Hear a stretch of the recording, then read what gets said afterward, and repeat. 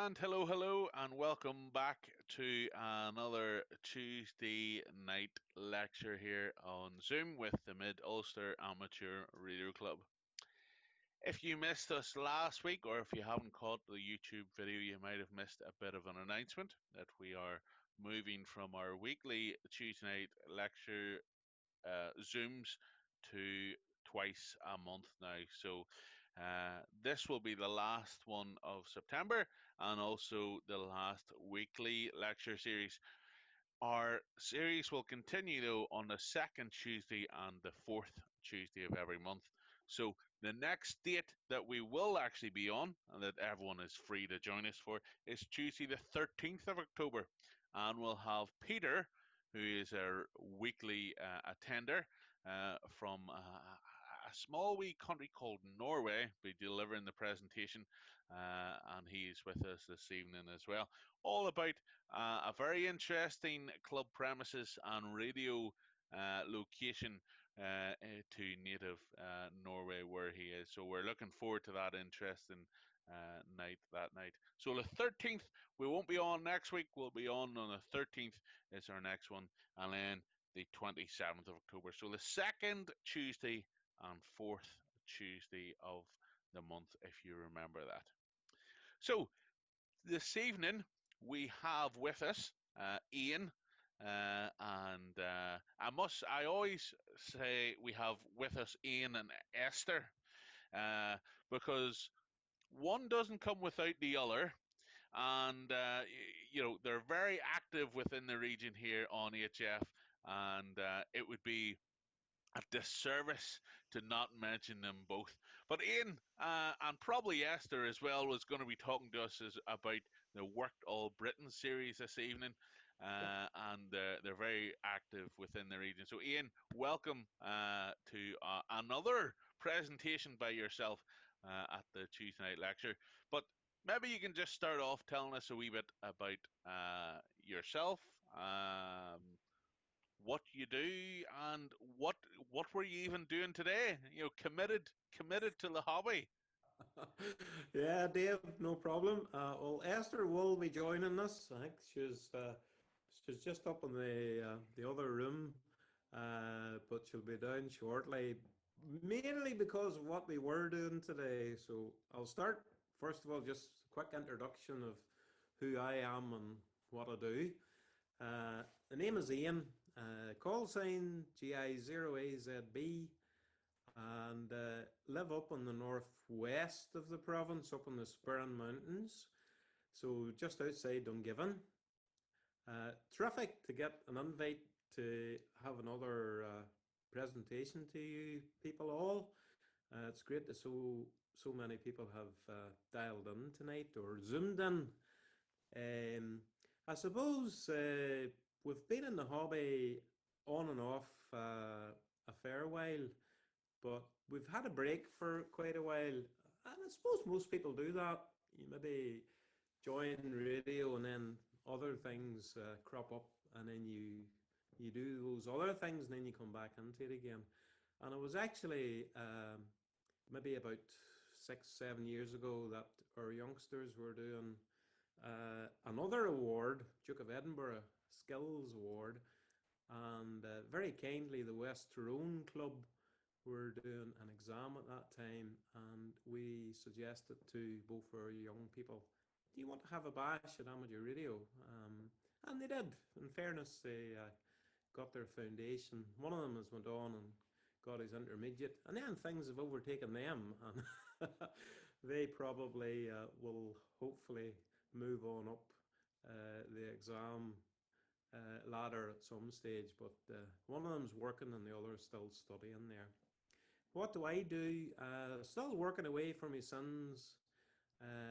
Nothing too taxing. I'm a civil servant by nature and civil by personality, I hope. But hopefully that's coming to an end in the next short future. And then I'll be able to devote more time to the hobby. What was I doing today? Well, Dave, you're right. I was active on the radio today. Esther and myself, I'm off this week. on a week's holidays, and we decided we would try and go down to Davis Mountain in Belfast. And we had a lovely day. We had a fantastic day. Got up Davis Mountain, activating the summits on the air part of it, which was good fun. And then we moved down the mountain to the next door neighbour mountain called Black Mountain, and we did a wee bit of Worked All Britain work, which is what we're going to tell you about tonight.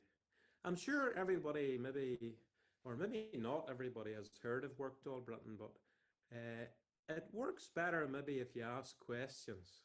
So if you put your hand up or you wave on the screen, I'm sure some of us will see, and we can answer any questions. But I've got a wee small presentation, Dave. So will I start and whiz through the presentation, and that'll give you something to start with? Would that do? It's completely up to yourself, Ian. Whatever way you wanna run it. So it's over to you. People can unmute themselves at any time if they want to ask for a question, Yep. or if they just draw attention, what have you. We'll do it that way, just so not everyone's rushing you with the hundreds of questions that we all have stored up, Ian. But over to you. Many thanks. Right. Well, we'll give you a bit of an introduction, and I'll see if this will share on my computer the Worked All Britain presentation. This is a standard one that the award body like us to use. Um, I I'm actually well, Esther and myself are two representatives just for Northern Ireland. So we we sort of joined this scheme, this award scheme, many moons ago. Used to be there was a rally in Leicester each year in the Granby Halls, I think it was, many years ago. And Esther joined the Worked All Britain scheme whenever we had a visit over to it. And I can't remember who actually was organising it at that stage, but it looked interesting, and it was really interesting. Its motto is to assist others, and it really does. It's for people that maybe want to get into getting some sort of an award, whether it's chasing stations or whether it's doing some radio work yourself on behalf of the scheme. But it's really good for getting people into it and getting you talking. That's the main thing. It's an award that can be done in conjunction with many other things, many other parts of your hobby. Uh, Contesting, you can link it in with contesting. A day out at the seaside, activating a beach, you can link it in with that. A club night, you could link it in with club nights, and indeed most clubs that I know maybe have got some links with WAB, Worked All Britain, as well. So it's really it's a multifunctional thing. So it covers all of Great Britain because it's Worked All Britain. And well, I'll give you the quick history of it, and then how it actually works. So if I sort of confuse you with any terminology, stop me, and we'll try and explain what it means. So the history of it, the scheme is quite old. It's been on the go for quite a while. 1969, an amateur called Golf 3 Alpha Bravo Golf, John, decided that he would get this off and going. And his main object was to get amateurs interested in the radio in and around the British Isles talking to each other. But he also, and this was the clever part of it, he also based it on geography. And at that time, county borders. So some of the older operators or more mature operators would sometimes ask you, Ian, you're transmitting today what county are you transmitting from? Because they sometimes they were interested in counties. So that was the main object: get people talking and to get people out and about, or people to listen for people that were out and about. Uh, it's a self-funding organisation, so it's really we are committee members here in Northern Ireland, Esther and myself. Before us, it was Paul, MI1AIB, and Sharon, 2I0ISHZ, I think it's Sharon's call is. And they were committee members. They moved across to mainland, and we took up the mantle. Paul asked me to take up the mantle for the representation. So we'd be around all the rallies, and hopefully when they get back up and running again, we'll be out and about in the rallies again. But it's self-funding, it's independent, but it's also affiliated to the RSGB. And Mid-Ulster Club might be interested in this because I know that your club, Dave, and your fellow officers are very keen on the after exams activity. And WAB award scheme is actually mentioned in some of the after exams activities. So very, very quickly you'll see it links up with most things that RSGB do as well. This is a good thing about it. It's actually one of those things that very seldom you'll get life membership of now. It's a life membership once you join it. So you join, pay your fee, and that's it. No annual subscription, no renewal. You're a life member. And your money that you pay, and any money that you pay for awards, helps to raise funds for UK charities. So it's got a worthy cause with it as well. Esther, your payment in 1985, can you remember what it was? Oh gosh, no. Oh, your memory's gone. I think it wasn't too expensive in 1985, and certainly not too expensive nowadays. We'll cover the fees at the very end here, Probably but a pound or something like I that. think it was £1 in those days, Esther. Yeah, but it's well worth it now if you want to join it. So that's sort of the basic history of it there. We move on to how it's derived and how you work it out, the WAB. We mentioned it was based on geography. So if you had an Ordnance Survey map, you'll very quickly see that there's squares on an Ordnance Survey map. Well, most people know that, there's squares on it, but they can be different sizes. In the UK or in the Great Britain, there's 100-kilometre squares, and those then are divided down into 10-kilometre squares. So WAB has got large squares and it's got small squares. So the sizes of the squares that WAB recognise are the 100 kilometres and the 10 kilometres. And we'll very quickly, I discovered last night actually, if you go on to YouTube and you Google Royal Marines map reading, it gives you a great overview of Ordnance Survey squares throughout all of the UK. But I don't know if you can see that on your screen, but those are the two-letter squares, what WAB would recognise, the 100-kilometre squares.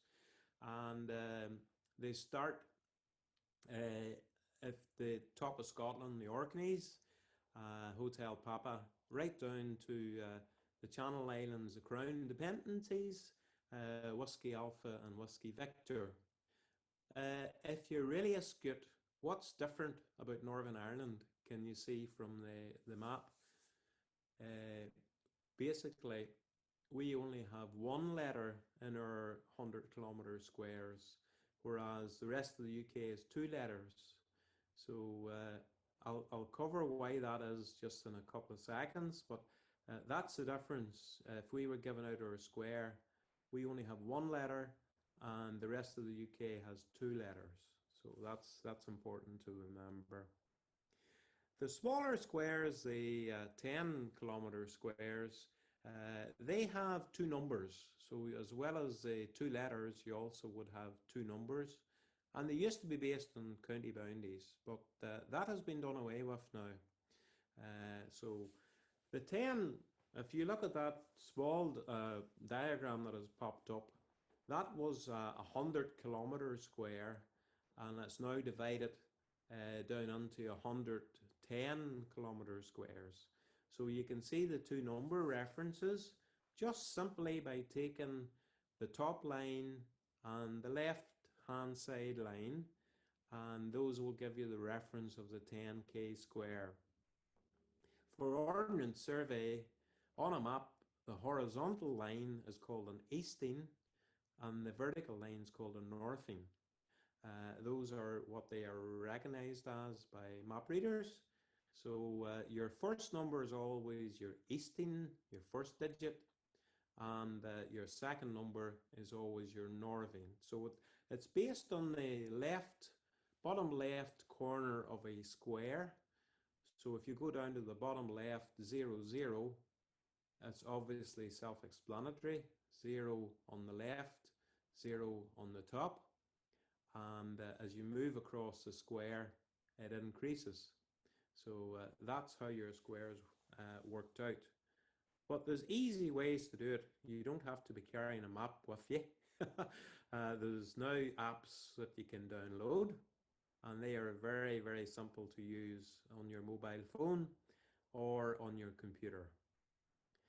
So we move on. That actually is a wee snippet from an Ordnance Survey map, just to show you the county border on it. But we don't go by borders anymore.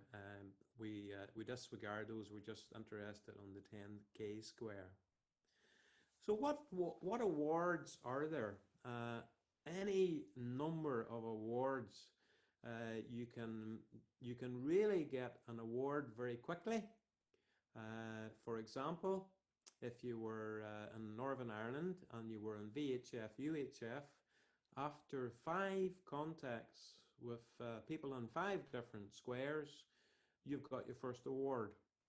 That would be how simple it is. And then you can add to them. You can add to them by increasing the number of squares that you've worked, or you can increase them by various other things as well. So some people start off and they just simply collect squares, maybe once a month, maybe once a week, perhaps once a year. It just depends how you're interested.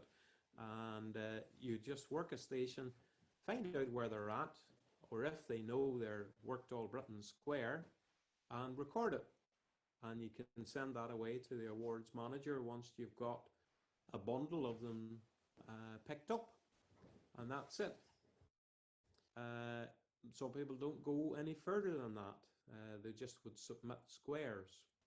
For other ones, they would get the bug and they would get the inclination of, Esther's laughing in the background, they would get the inclination of adding to it and do various other things as well. But you don't have to. Folks, it's an enjoyable scheme, very easy to get into. You're a life member once you join, and you don't have to be a member to get an award, but I think it helps the situation if you are a member. It adds to the money and the funds, as they would say. But those are the flags, the flagship award, just the squares, and then any other subsequent additions you can add in. So we're going to rattle through these subsequent additions. That's what you get. That's a certificate, and on the bottom of it, you'll have your name and your call sign, and then on the right-hand side, you would have what we call endorsements. So once you get your basic award, if you want to add to it, I don't have many endorsements. I just have the basic award so far, but you can add to it right up to I think Sapphire stroke platinum is the highest one that the award would be up to. So you get trophies. So if you get to a diamond, there's a trophy based on point system. The trophies are lovely. They're issued each year at the AGM. If you can't make the AGM, the award manager posts them over to you if you're in Northern Ireland. So it's a nice reward to have a trophy in the cabinet at some stage with amateur radio, and this could be an opportunity for you for that. There's an online role for people that have gone beyond the trophy stage. So you get your name on an online plaque, so to say, and absolutely no QSLs. Lots of people ask us at the rallies, how do you confirm the contacts? You know, do you have to send your QSL cards? And absolutely not. It's done on a trust basis, and once you submit for an award, the award manager will look at that, and the litmus test will be if you have filled in the application correctly, and you'll be heard on the nets. Anyway, there's various nets that are held. So that's basically the introduction to it. Then stepping back from that, if you don't fancy sitting for maybe an hour or a couple of hours on a net, you can actually do the big squares, what we call the 100-kilometer squares, and those are the two-letter squares, or in Northern Ireland, the one-letter square. So there's 30, I think overall, there's something like 90 or 100 100-kilometer squares. So the minimum requirement is 30 for it. And over a few months, you could knock up 30 squares for 100 kilometers quite easily. Once you go above that, then you get endorsements, sticker endorsements for them. So that's what a Worked All Britain 100 large square certificate looks like. It's got the map. Once you get the endorsement, you get the stickers. You can stick them on the map to confirm all 63 large squares. Sorry, I was giving you 90 there. It's actually 63 large squares are the total for the whole of the UK. There's quite a few people who have worked all 63 because it's a nice one to start off with or to add to as you go on. This is another one that people like to have each year, and earlier in the presentation you saw the 10k squares divided up into 100 squares. Well, if you work the two digits, doesn't matter what the letters are, so it can be Sugar Bravo 01 or it could be Tango Whiskey 01. It doesn't matter what the letters are, it's just the numbers we're interested in. If you get 100 of the numbers, the decade, and you do it in the year, then that gets you that lovely certificate as well. That's the decade one. And if you do keep adding your decade each year and you don't break your decade, you get up to a gold level after 3 years. So that's encourage you to keep at it. This one, a lot of ones are interested in is islands. And the Island Award is for activating offshore islands. So it has to be in tidal water. And the islands, is over 2,000 islands, believe it or not, dotted around the UK. Northern Ireland has Rathlin Island, the biggest one, but there's also small islands on Strangford, and quite a few operators would sometimes, if they have access to boats, would try and get out onto those ones to get them as well. You've got also the Maidens off the north coast, which has got lighthouses on it too. They're not activated that often, but they do exist. You get on HF, you get your best chance of getting the islands because VHF, UHF is more awkward to cover 25, which is the number that you would need for the HF, and they drop it to 10 on VHF. But it's still quite difficult to get 10 islands unless you're living somewhere in northwest Scotland and there's quite a bit of activity around you. But anyway, the next one would be the DX one, and WAB is not confined to members in the UK or in Great Britain. It has got overseas members as well. So if there's anyone on tonight from countries outside of the UK, you can still join Worked All Britain. We've got a couple of very active members in other countries. We've got Dan, Sugar Mike 6 Charlie November X-Ray, and Dan is on most months, working quite a few of the WAB stations. We've got Papa Alpha 3 Bravo Oscar. Thank you, Esther. Papa Alpha 3 Bravo Oscar core, and core is on daily from Europe and works quite a lot of stations as well. So you can quickly add up if you get those overseas book holders. You can check if they're on the WAB list quite easily, and you can get an award for working them too. Each member, each WAB member, whenever you do join for your life membership, you're awarded a number, a unique number, a book number, and that stays with you. And you can claim awards for the number of book numbers that you work. Now, very quickly, I'll explain. Once you join life membership, you get your first book. Esther's first book number was 6897. 6,897 books were issued before she joined. Sorry, 896 books were issued before she joined. So she became a life member. But she has also added to that because you can buy book numbers each time, whatever time you want, weekly or monthly or yearly. And some people would yearly give an extra donation for the book number, and that adds to their book number that people collect from them. So you could have one person, I know one person, and they have over 60 books. So if you work them straight away, you get you get 60 books straight away for that one person. It's kind of a unique experience, but they are there. This one we love. We absolutely love it with a passion. We could go to bed with it as the bee's knee. It's trig points activations, and we get a buzz because it sort of links in very nicely with another part of our hobby, SOTA. And once you get to a trig point and you set up your station, then anyone that's listening or hears you would actually get that trig pillar point as well.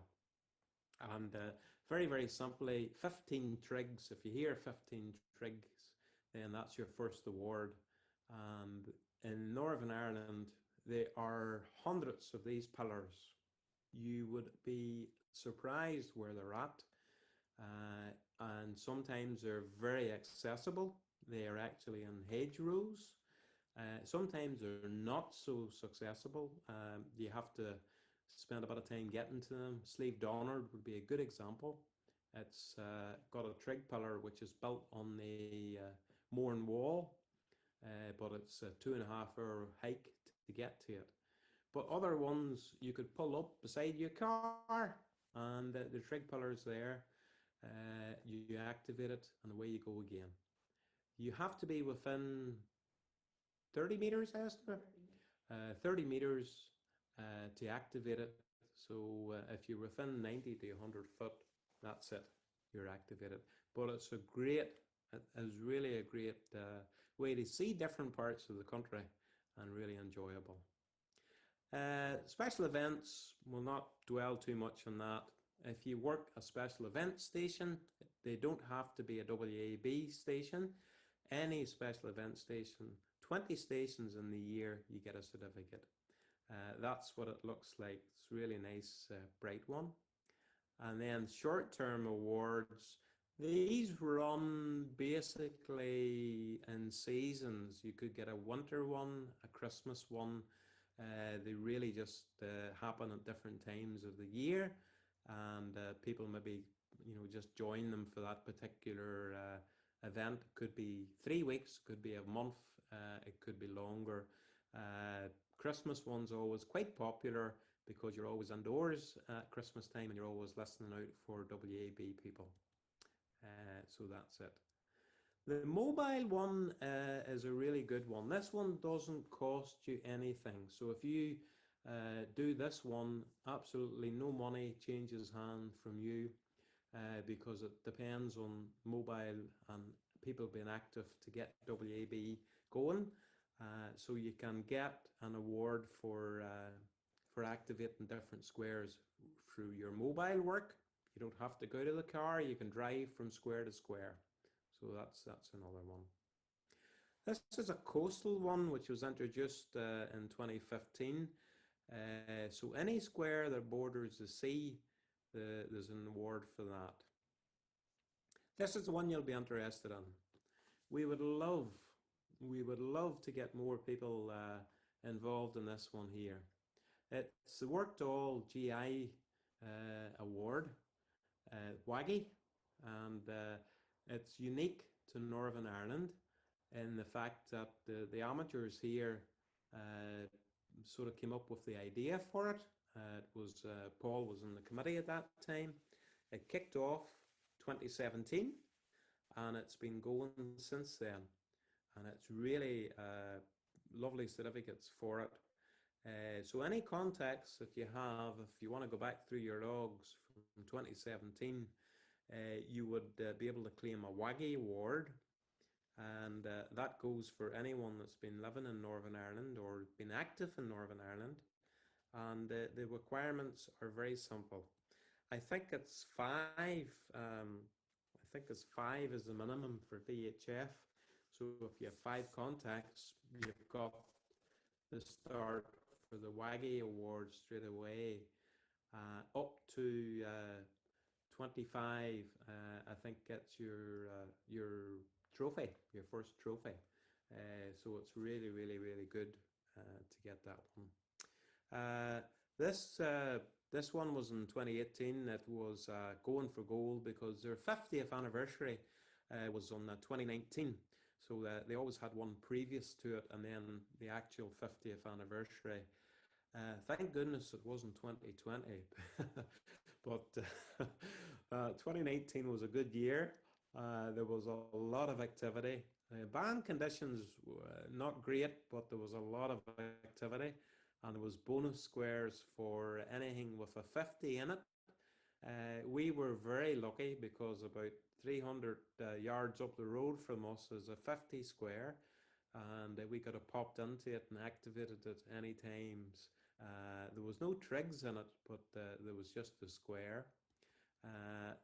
The costs, and this is probably where you're going to have the most reward for your money. If you actually buy membership at a rally, it costs you cheaper. But those are the costs for the awards. So for one certificate, £3, but if you get 4 certificates, £7.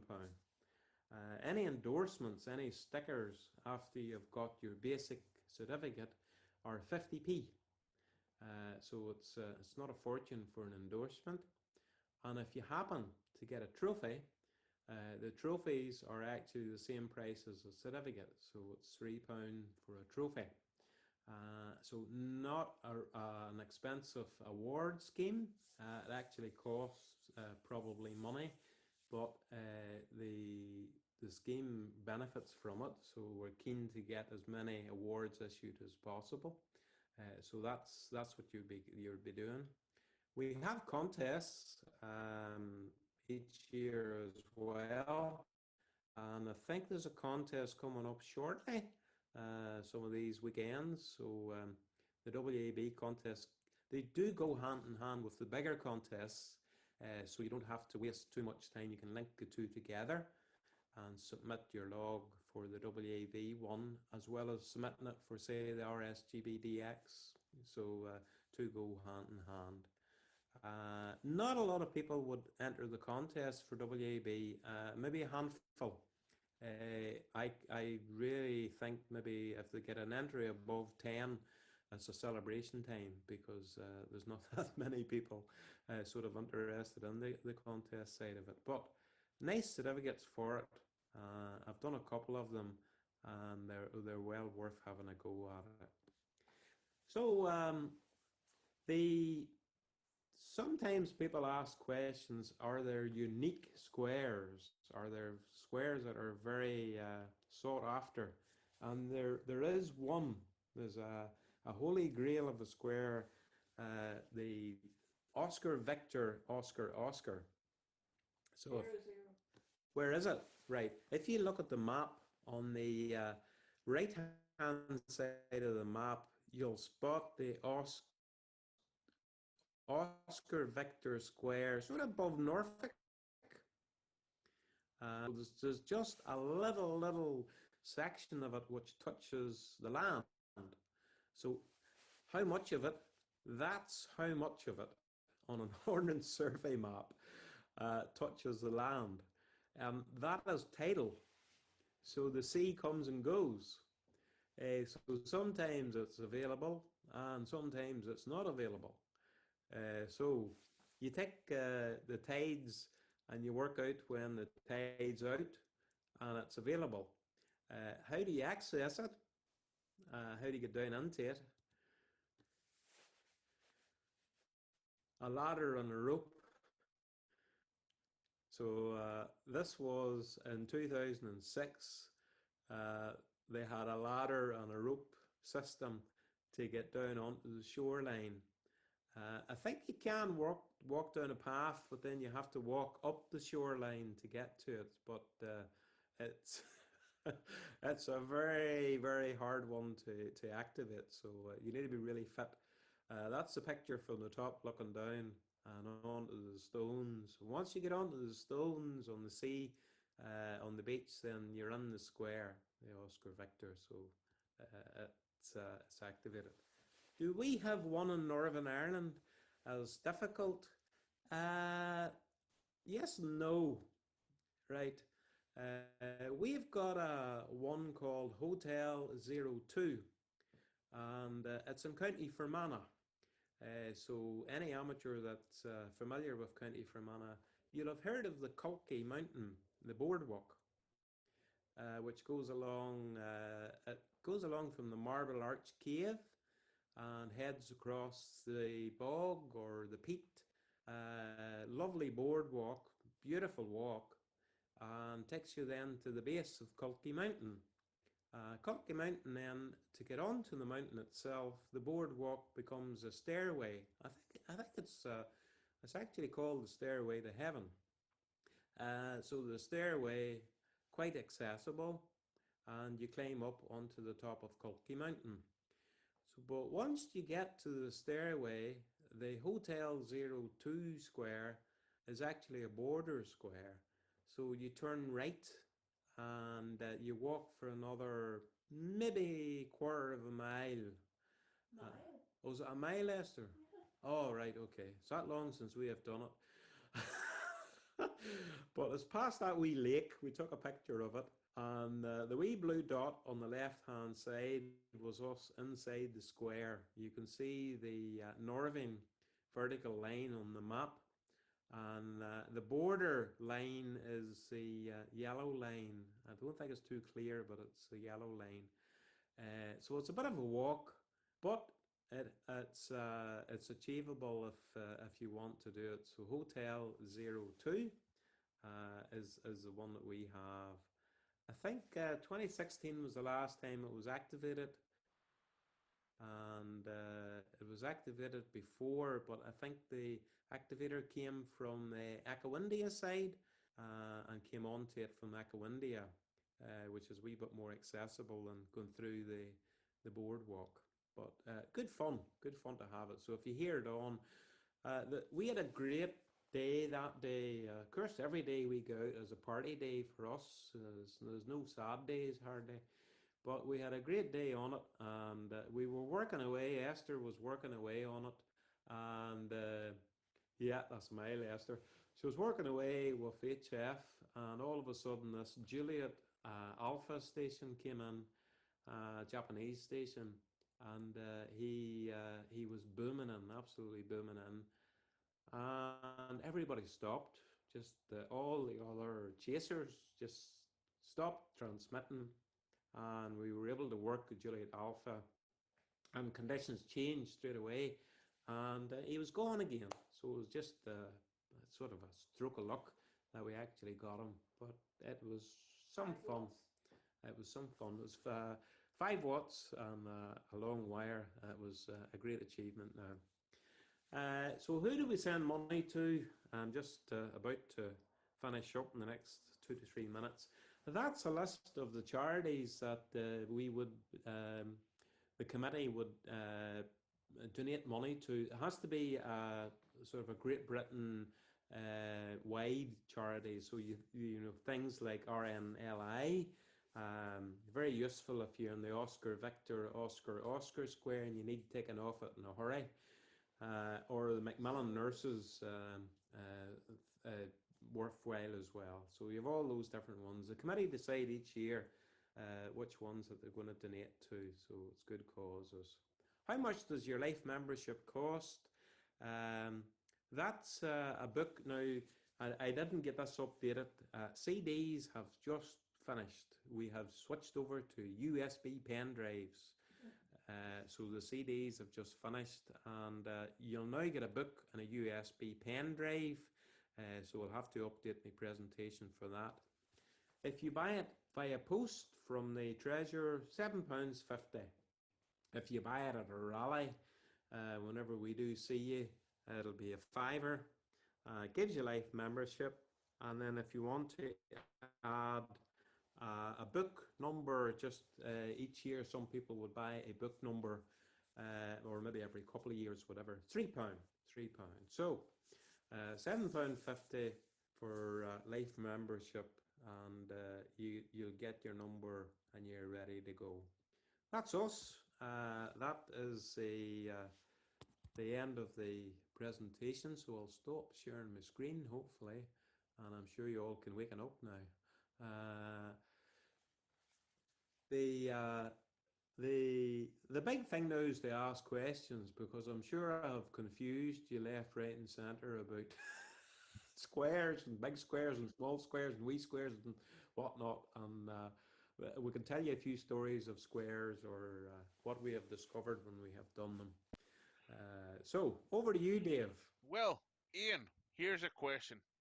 I got a book a few years back, and Yes. I sort of started filling it in with hobby and everything else, and it Yeah. sort of dropped by the wayside. Oh, yeah. Do I have to get a new one, or can I just pick it up again straight away? Oh, you can pick it up straight away, Dave. Absolutely. No, you keep that book. This was Esther's first book in 1985, and she still uses it for reference point and filling stuff into it. So whenever you want to start again, Dave, you just continue on with the book. My advice is: have you many squares in the book? Have you worked many squares? I would need to look at it. I would need to look at it. You know, I can't even remember, but I know it was a couple of years ago, and you know how it goes in. You start great, and then for Yeah, me, it you just slow sort down. of fizzled a wee bit. You know, but it is Yeah, something. You know, I always think, oh, I'd love to get back into that and start activating some more squares and everything else. But yeah. Well, Esther's going to explain. Yeah, go to the website and download the trackers now. They're all Excel based, and it's much easier to keep track of everything you do and to submit for the awards. Yeah. So do that, and you can fill in from your book I mean, I didn't have very much in the book, but my trackers now, I think I'm up to nearly 2,000 squares. So, you know, Pick it up. it's much easier. Pick it up again. Oh, Yeah. I please do, and Yeah. use the trackers. They're a lot easier to manage. Yeah, yeah. The trackers are just simply Excel sheets, and just save it onto your hard drive or save it onto your computer, and then you can add to it each time. You can dip in and you can dip out of it. The good thing about the tracker, Dave, is the tracker has all the trig points and all the coastal squares and all the goodies, these different things. So if you do happen to work a unique one, like say an island, you can fill it on the tracker very, very quickly. Whereas the book, you would have to write on the margins of the book all the information. So we'll show you a tracker. This is Esther will share the screen here. So if you share the screen, Esther. Go ahead. Sorry, we're trying to go back into it again here. The trackers are really, really handy to use. So we'll go up here and share our screen again.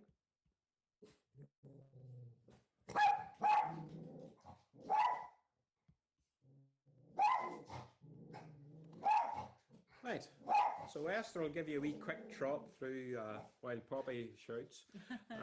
A wee quick through. This is an Excel tracker. This is the tracker for the trig points that we were talking about before. So see if I can wait. I have them all narrowed just to make it easier for me loading up.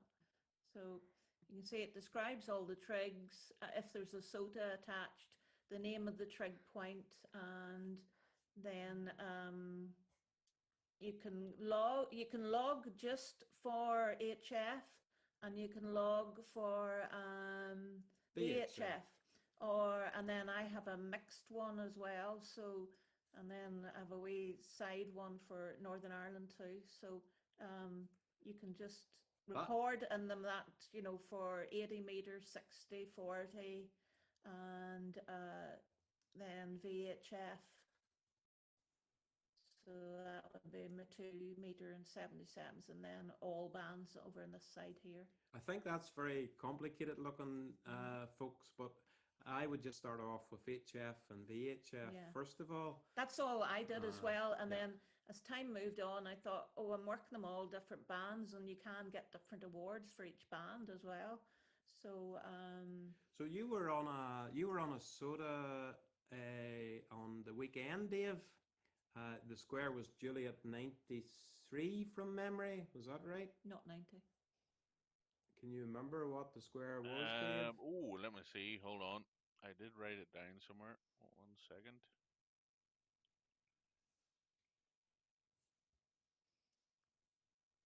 I need to make that bigger. I think it'll be a Juliet square anyway. You can look for CA. It was WAB Square Hotel 93. Hotel 93, yeah, sorry. Yes. Yeah, Hotel 93. Yeah. Carrickatook. There we are there. So you've got Hotel 93 as the square in Northern Ireland. If you wanted to look at the grid reference, that is the Ordnance Survey, the full grid reference. So if you were wanting to triangulate it, that takes you down to the very trig pillar. Then you've got your trig reference number, TR3002. On each trig, there's a faceplate. So the faceplate number will be 3002. And then the SOTA, now the SOTA requirements are different. For WAB, you don't have to be portable. You don't ask to be out of your car. You can sit in your car. You can sit in your camper van, your caravan, whatever you're in, your tractor, your goat cart, whatever you're in, and transmit from it. But SOTA have different requirements for theirs. But that gives you all the information. Esther worked a Scottish station from there called Peter, Mike Zero, Papa Delta Mike. And she also worked MI3 CXM. And you've got all the other stations that she worked as well. So you just record your first station, your one station that you work from that location, and that's you. That's that square activated, or that's that square claimed for yourself. So Carrickatook is a nice one because it's got the triangulation pillar on it as well. Yeah. So the trackers are the way to go. You get the book, and the book is nice to have, as we we like looking back and seeing our yellow book, from so many years ago. So they are nice to have. But the trackers are the easy way to use the trackers, so it is from there. So I'm trying to see if I can unshare my screen again and get back out of this. Here. Yeah. Okay. So we should be back again. So that's it. If you We've can had see, so many. if you can see Davy's screen there, he's using a fire tablet. He took a picture of the plate on the trig point that we were actually on. Yeah. So that was okay. Davy. Yeah. Can't see it at the minute, Davy. there we go. Oh yes. Yeah, on the fire tablet. Excellent. Yeah. Is that live or is that a picture? Yeah, it's a picture. That's a picture. It's a picture. That's super. That's super. Yeah, we have so many stories of different trigs. Some of them are hard to get to, and some of them are really easy to get to. But the Welsh ones, if you're over in Wales, they are painted. Some of them actually paint them with different paints and designs. It's absolutely work of art. That was today's. That was today's that we were on Black Mountain. No, that one's there. Sorry, that's actually the Divis one, because Black Mountain, the flush bracket was broken or is off. Yeah. Somebody had nicked it. Yeah, so that was the Divis one that we were on today now. The interesting thing I was going to explain to you why we only have one letter. The interesting thing is that Ireland was the first of the home countries that was surveyed before partition. And they started off up on the north coast, up at Ballykelly. And they had a base. They actually had 3 bases for triangulation purposes. One was still there. It's in the village of Ballykelly behind the houses. It's in the middle of a housing estate. Still fenced off in the middle of a housing estate. And the next one was down at the coast. Unfortunately, it's gone. It's been eroded by the sea.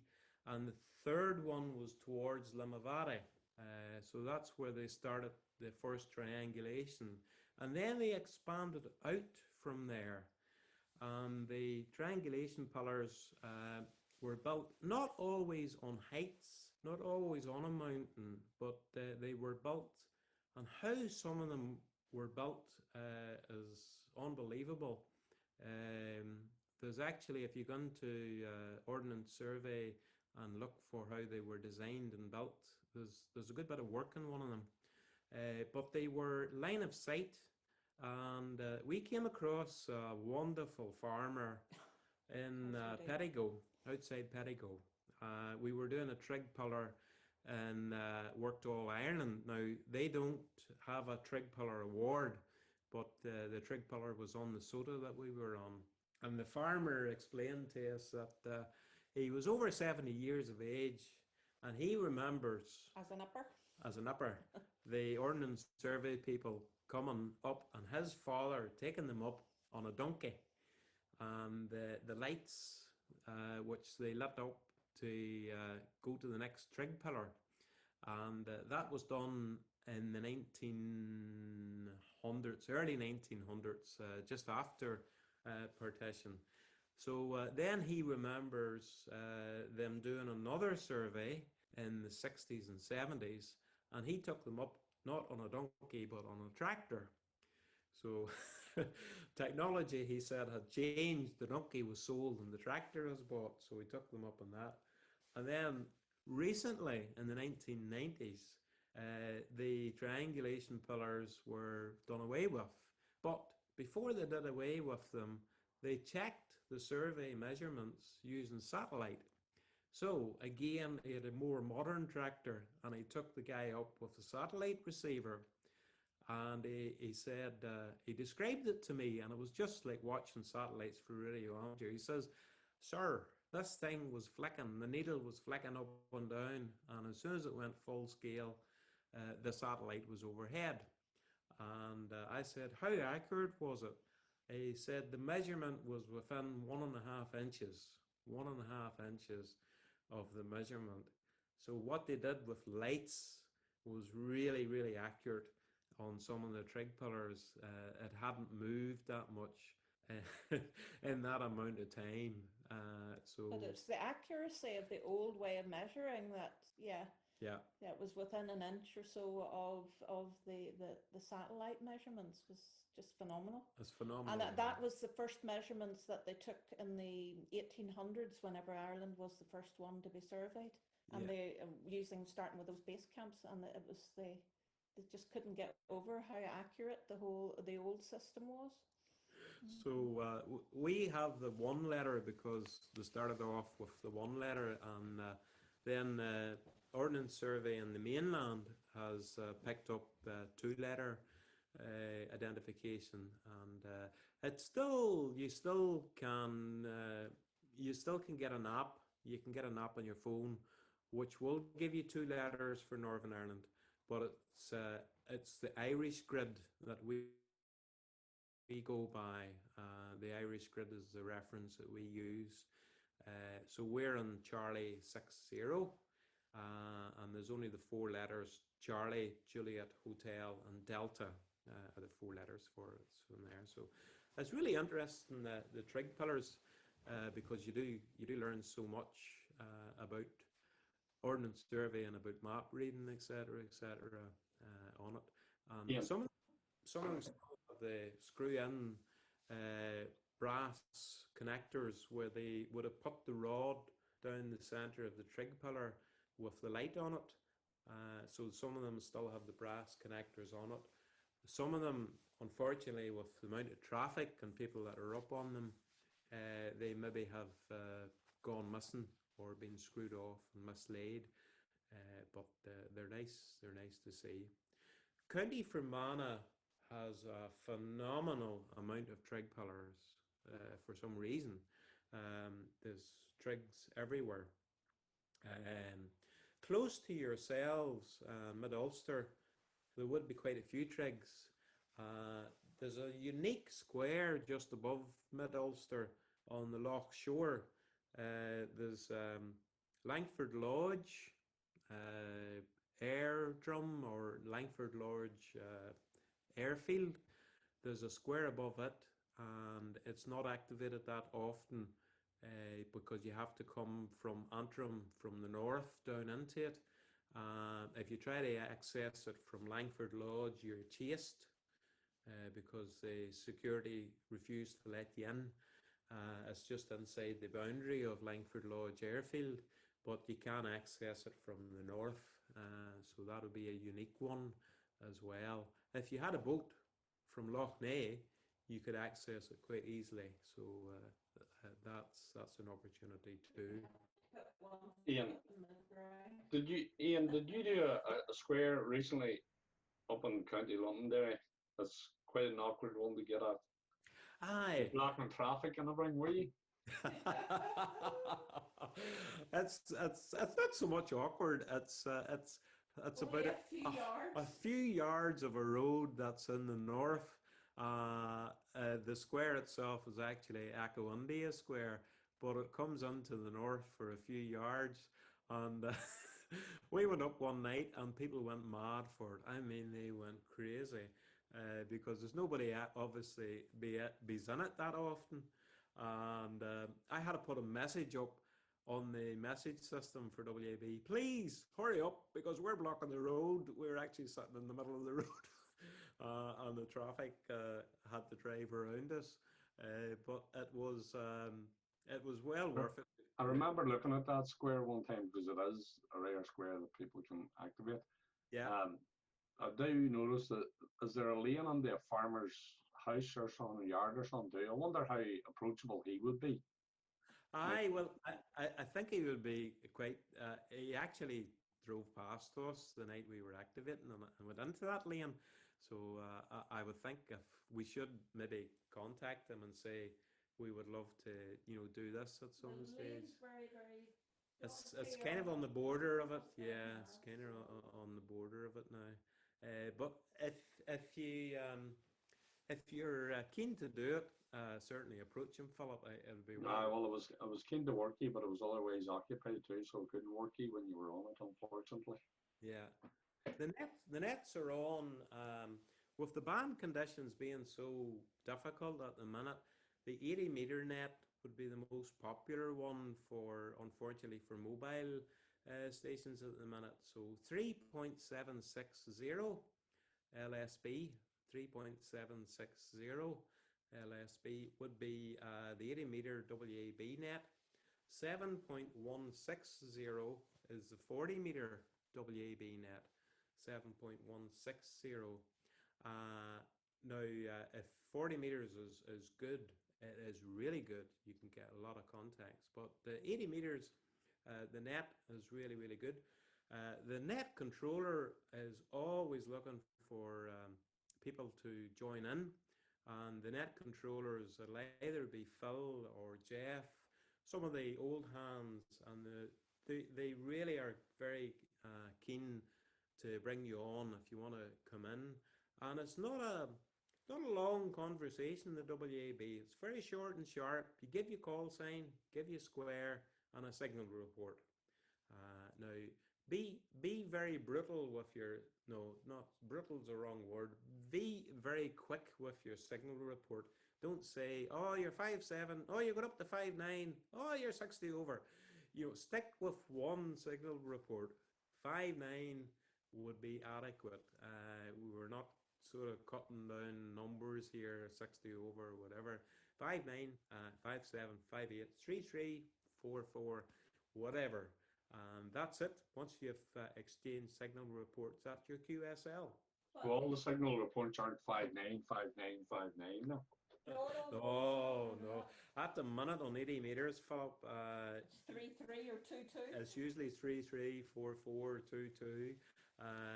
The home-based stations, if you were sitting in the house, obviously you have an advantage there.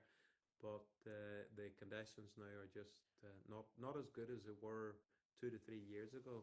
And the reason why we say just to be sharp on it and go quickly through it, there are chances in between to have chats with people. They'll call for calls and comments, but if a mobile's out and in a square and can't stop, they're keeping running, driving through it.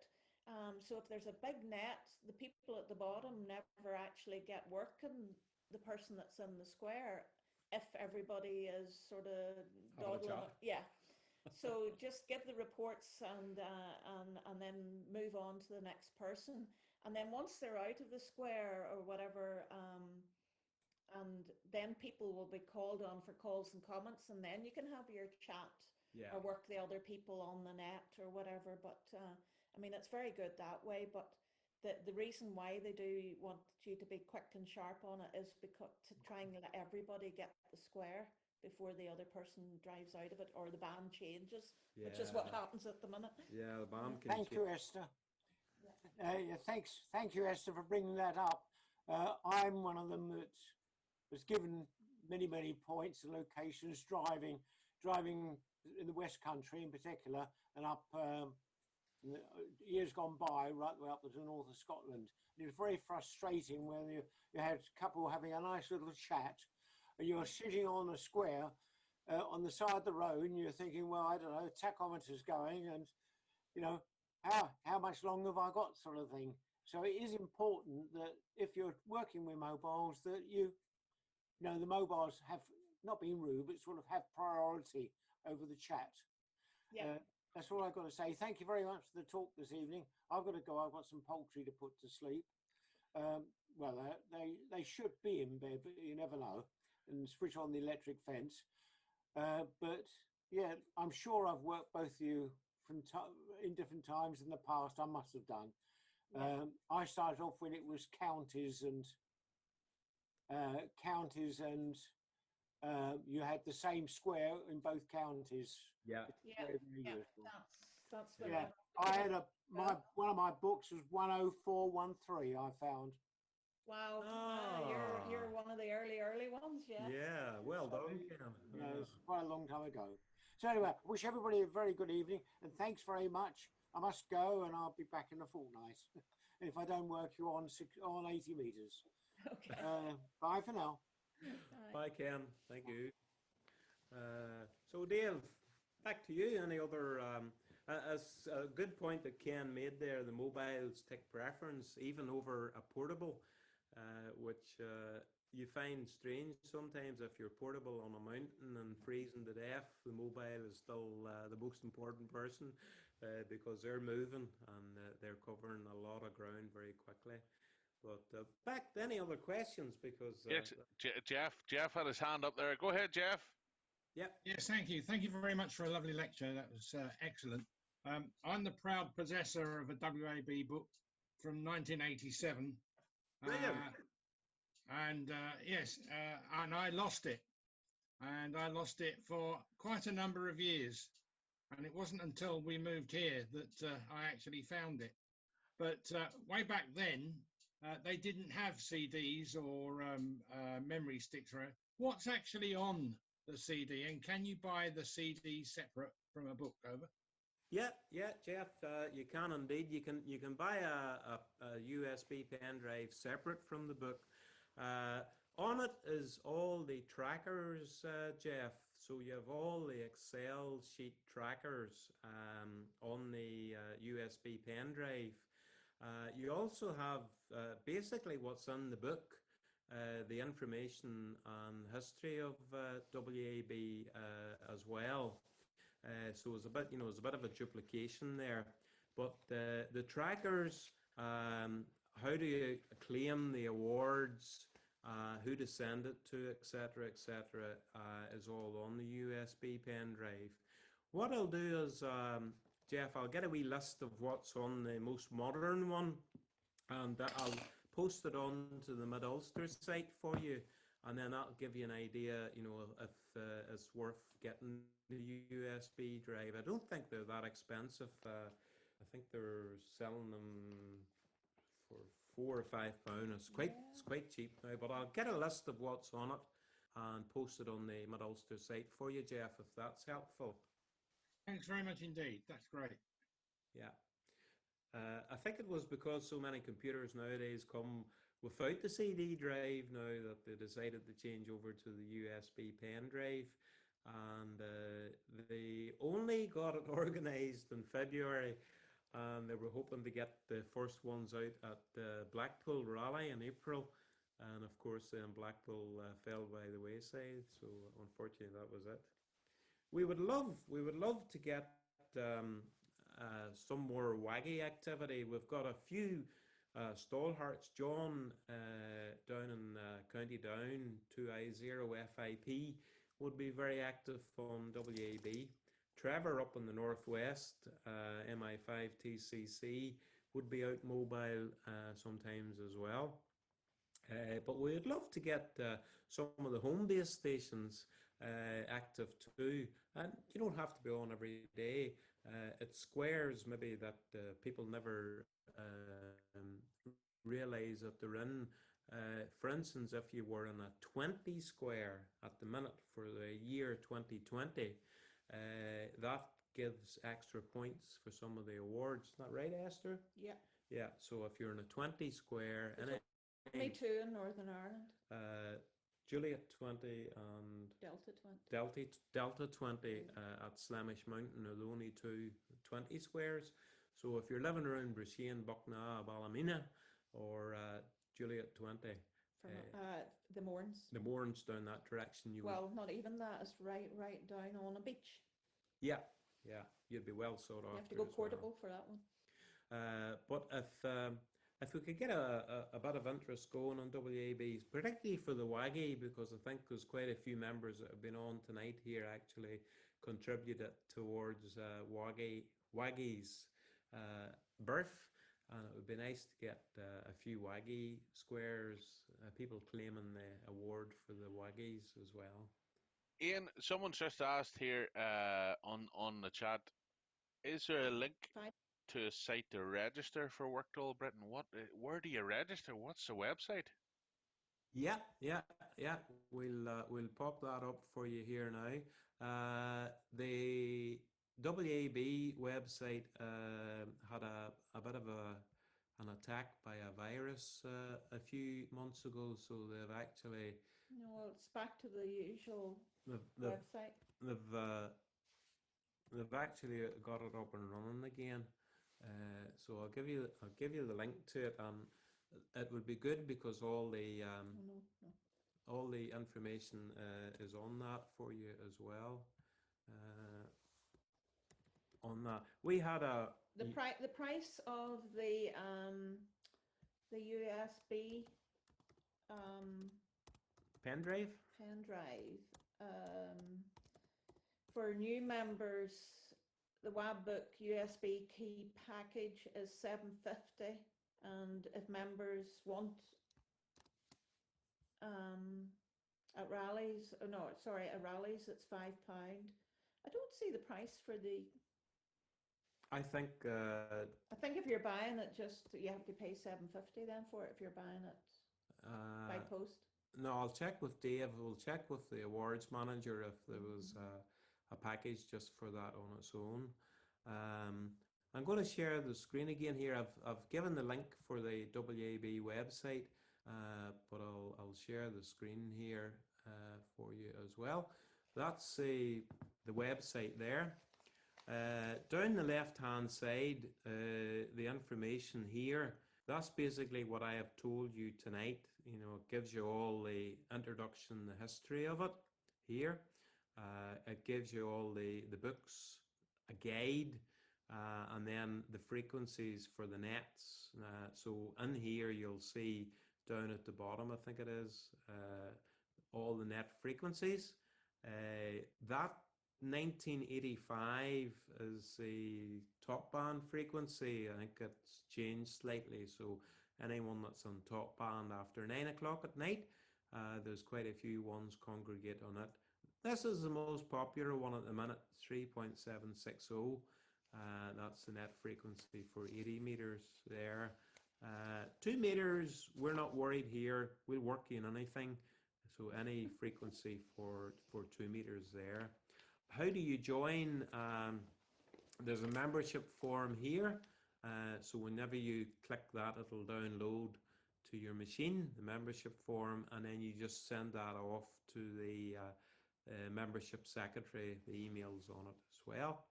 And that's where the price list was there for that. And take your time, have a wee look through the website. If there's something that you don't understand on the website, come back to us.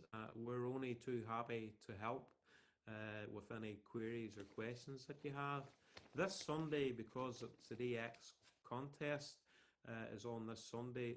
The WAB contest also links in with it as well. So any of you guys that are doing the DX contest, you could submit a contest log, the same log for the WAB one as well. Just check the rules and they'll give you the rules on that there. So Did you show the map yet? Sorry? Did you show the map yet? No, we didn't. We'll just show you the wee map here. This is what Esther uses when she's out mobile. So over to you, Esther. Yep, it's the Ireland North Ordnance Survey which the scale 1 centimetre to 2.5 kilometres.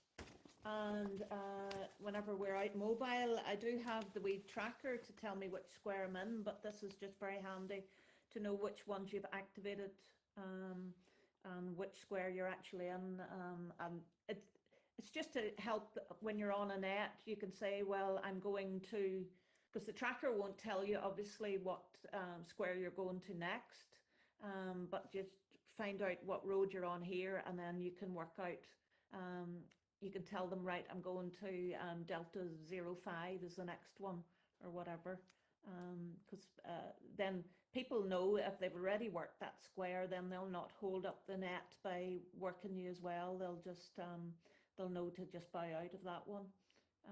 But it's just as a good wee aide-memoire to what you've worked or what you haven't. So we've, as I say, You've worked quite a few, Esther. we've done, and there's one out in the middle of the sea there with the maidens, and then raffling up here for the different squares that's in. So that's it's just something that's very handy. And that square, that map there is done out in the squares. Although you have to mark them up because obviously they're not as clear whenever you're going along in a hurry trying to work out, you know, from the top end, you know, what number it is and all that. So it's just the Ireland North. And finally, you get some exciting days on WAB as well. A couple of years ago, we were down in Enniskillen and doing squares along the border. It was after a Raynet event, actually, where the Enniskillen races, and then we decided to do a few squares, as you do.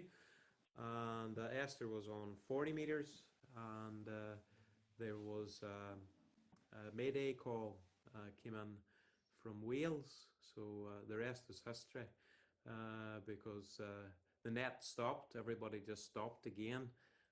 Core, I think it was actually, no, it was one of the... Peter. Oscar Nancy 4 WAB. One of the Dutch operators, the WAB operators, actually, he heard, but couldn't get back to the guy, but we were the strongest with him. And finished up, we had to call the air ambulance in Wales, and they landed and rescued the guy. So it was an exciting few minutes on the WAB net, so it was. But that only happens every few decades, I think. So that's it. That's it. WAB in a nutshell. Thank you very, very much for the invite, and if there's any other questions, we're happy to take them. Absolutely. Anyone else? Oh, Peter's got the hand up there. Go ahead, Peter. Let's see. Oh, I'm speaking again. 2 questions. This tracker you're talking about, what particular item is that? And question number 2 is, what area antenna do you use when you're out mobile? Okay, I'll take the antenna, and then I'll let Esther cover the tracker, because she's the IT expert in the household here. Hustler, I can do the antenna too. Peter, we use 2 vehicles. We have a Land Rover, which we sometimes use for the SOTA activations. On it, I use just an ICOM AH2 it is. It tunes nicely for 40, but it doesn't tune quite so well on 80 meters. So what we did was we got a Hustler, and Hustler, it's one with the coils in the middle, 80 meter coil in the middle, and it works tremendously well for us. But I put it down, Peter, to where we're at. We're in the west of the UK, and the skip for 80 meters seems to be quite good, sort of into Midlands, Scotland, and south of England. And most of the signal reports we're getting, we do get 3 3s, we do get 2 2s, but we're usually averaging around 5 5 5 5 7 5 8 with the Hustler. And I've tried various other antennas, but the Hustler seems to be the one that has given us the goods. The only thing we had to be very careful is we had to tune it for 3.760. So the net frequency, the Hustler is very narrow band. So if I go 3765, I'm up into 1.9 of an SWR straight away. But it works quite well. The set we use is a Yaesu 857, and usually 50 watts, 50 to 80 watts is what we're driving with through the Hustler, and it works quite well. So the tracker, over to Esther. Well, the only thing to add with the Hustler is that we have to get in and out of the van to change bands if we're going to 40. Which is a bit of a nuisance, yeah. Yeah, So, that's the only problem with it, but it's fantastic aerial. I really like it. Yeah, And we've yeah. ones for 60 and for 40, 20. No, and 20, yeah. Yeah. The 60 obviously we have to be completely stationary, and that's when we're parked up for that, and then Yeah. at the campsites or whatever. So Yeah, we usually do 60 on the campsites or on the sodas. So that would be our main statics for the 60 meters. Yeah. Okay, on the tracker, Esther? what do you want to know for the tracker? What particular specifications should one use when looking? I take it you mean a small handheld GPS tracker, plotter tracker. Oh yeah, okay. We were sort of Thinking of different cross things. purposes there, Yeah. so we were. The application we use, Peter, is Irish Grid. I don't know if you could see that one, Irish It's Grid maybe too China here. tracker. Yeah, I'll put a wee link to the website for it, because we are using the one letter Ordnance Survey reference finder. We have to use one called Irish Grid because that gets ours. If you were in the UK, you use one called the UK Grid Finder. So what I'm going to do is I'm going to share the website on the message system for the Irish Grid Reference Finder. That should be up there now. And then I'm going to share the screen to show you the Irish one on the website. So if you were sitting in the house and you wanted to find out where somebody is, this is the Irish Grid Finder. You can do it various ways. In here, we could put in the location. So we could simply type in my hometown, Dungiven, and straight away that will give us the reference or the map of where Dungiven is.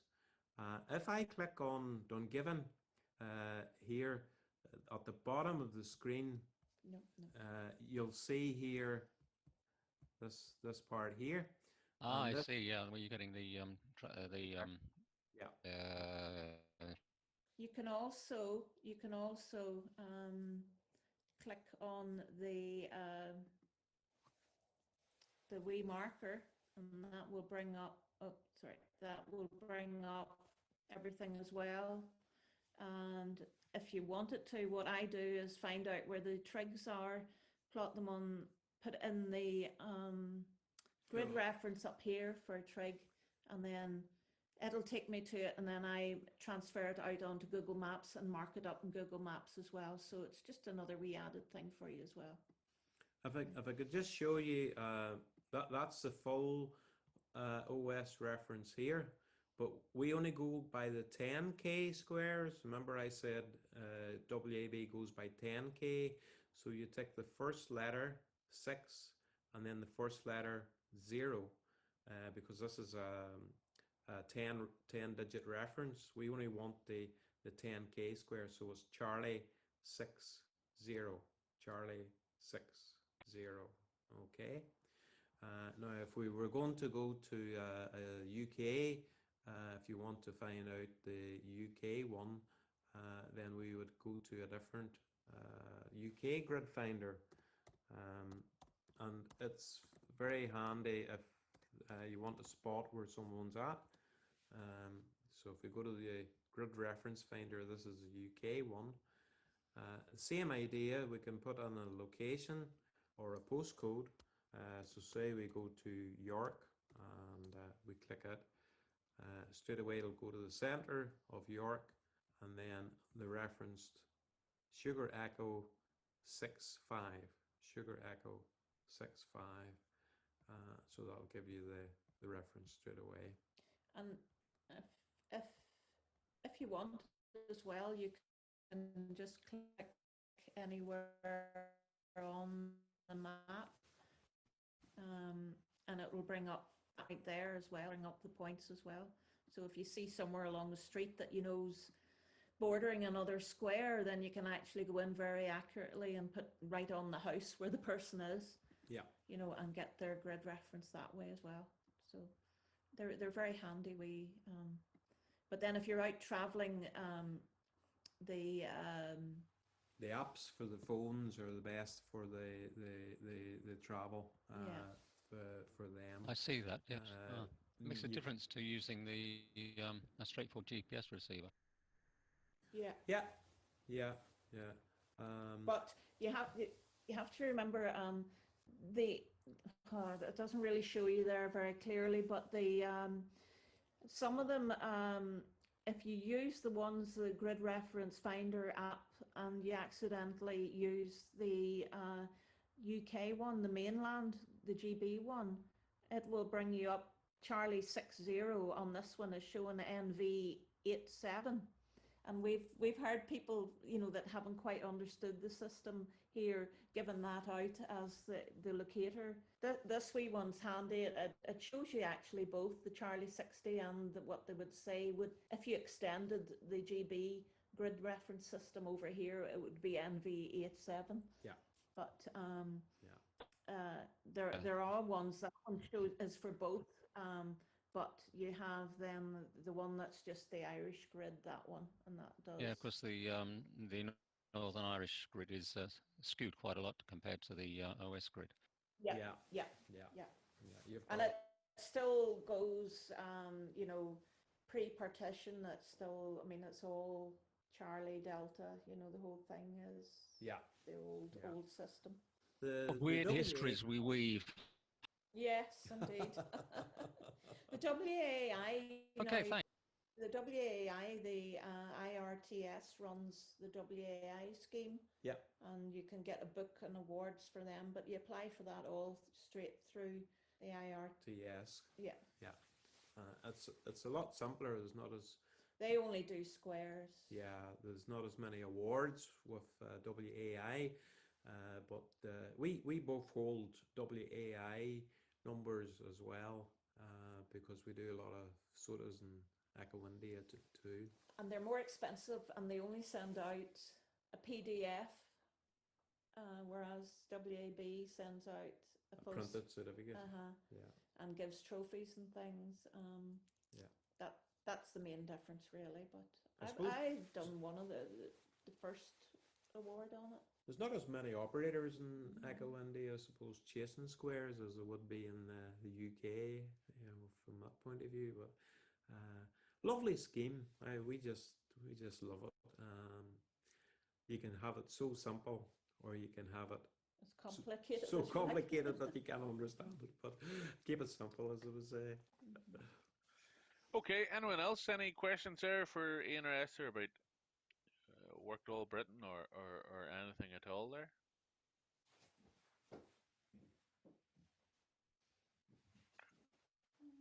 Okay, well, Ian, again, thank you very much for a great evening about a very popular, obviously, facet to amateur radio that many people have been involved in and get involved in their hobby and everything else. So it's really great to pick your brains and hear some more about it. So thank you very much indeed. And if you're watching on the YouTube, we'll hope you've enjoyed. Feel free to leave a comment and everything else, and we'll see if we can get some of those website links as well put up on the description for the Worked All Britain website and the trackers and everything else like that. So Ian, Esther, thank you very much. And we'll see you folks in 2 weeks' time. All the best. Yeah, Okay. thank you.